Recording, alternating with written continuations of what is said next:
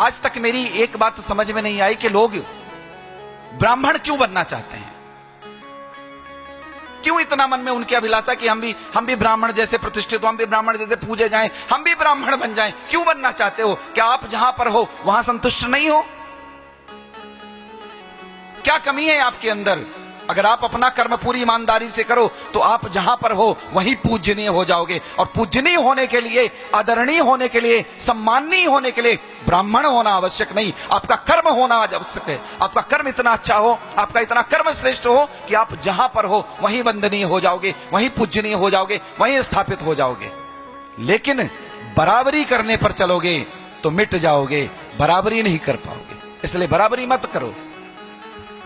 आप जहां पर हो आप वहीं पर अपने आप को मजबूत करो, श्रेष्ठता प्रदान करो उसी कर्म में।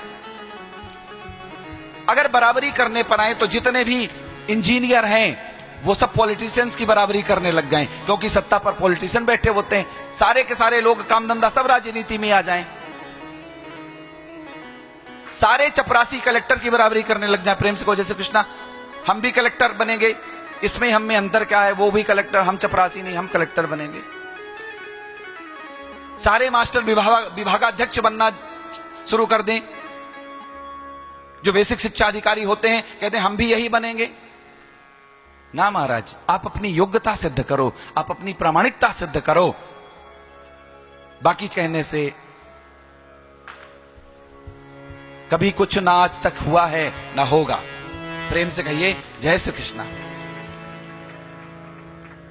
तो जब जैसे कि तोता जिस फल को चोंच मार देता है वो फल मीठा हो जाता है, वैसे जिस मंत्र को ब्राह्मण अपने मुख से निकाल देता है वो मंत्र जीवित हो जाता है, वो शाश्वत हो जाता है, वो फलीभूत हो जाता है। मान लो तो अच्छा है और ना मानो तो भी अच्छा है, लेकिन ना मानने से सत्य नहीं बदलता। भैया मत कर, मत देख, मत सुन, मत समझ।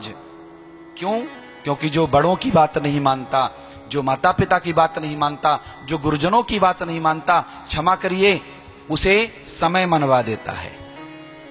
समय हर समस्या का समाधान है, समय हर चीज का उत्तर दे देता है, समय सबको लाके खड़ा कर देता है उस जगह पर। इसलिए बराबरी बिल्कुल भी नहीं। और आप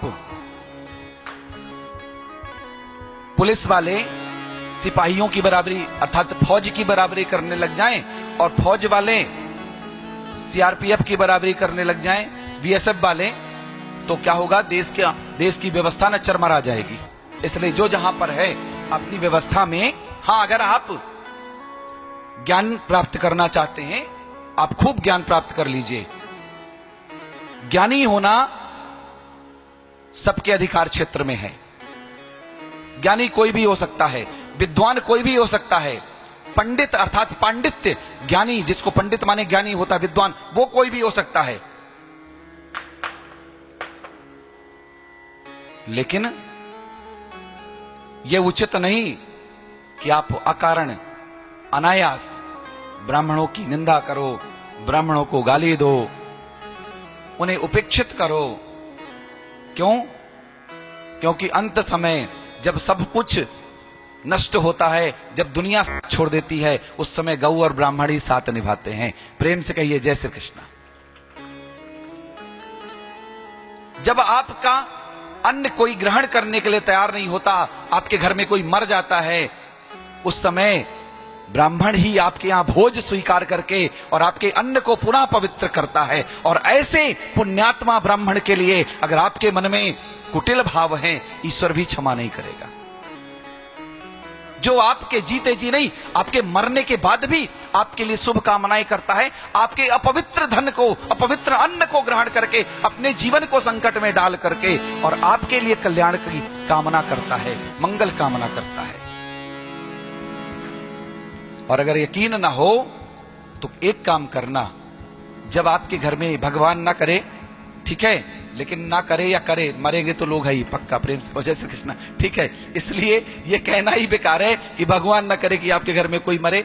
भगवान क्या करेगा? जीवन है तो मरेंगे मरेंगे। जब घर में कोई मरे, ठीक है, तो क्या करना? ब्राह्मणों को छोड़ करके 13वीं के दिन अन्य किसी भी रादरी के लोगों को बुलाना, कहना भैया हम आपको 13वीं का निमंत्रण देके जा रहे हैं, चलिए 13वीं का भोज करिए।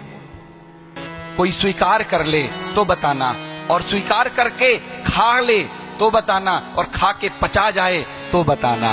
प्रेम से कहो जय श्री कृष्णा।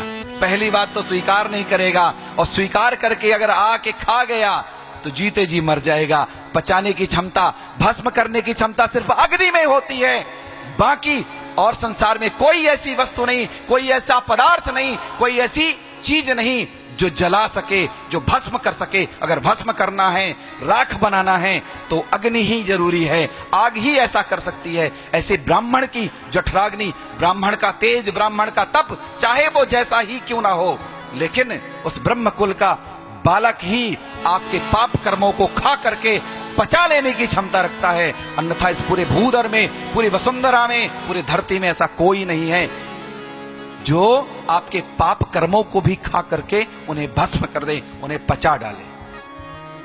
इसलिए निवेदन है बिल्कुल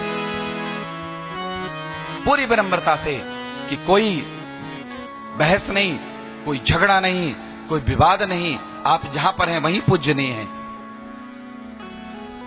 आप जहां पर हैं वहीं आदरणीय हैं। क्यों? क्योंकि हमें संस्कार मिले हैं अपने से बड़ों का आदर करिए। और आप अगर मुझसे उम्र में बड़े हैं तो चाहे जो भी हैं, मैं आपका आदर करता हूं, कर रहा हूं और करता रहूंगा जीवन पर्यंत। उसके लिए आपको ये दिखाने की कि आप ब्राह्मण हैं, बिल्कुल कदाचित आवश्यकता नहीं है। बस आपके कर्म श्रेष्ठ होने चाहिए, आपके कर्म अच्छे होने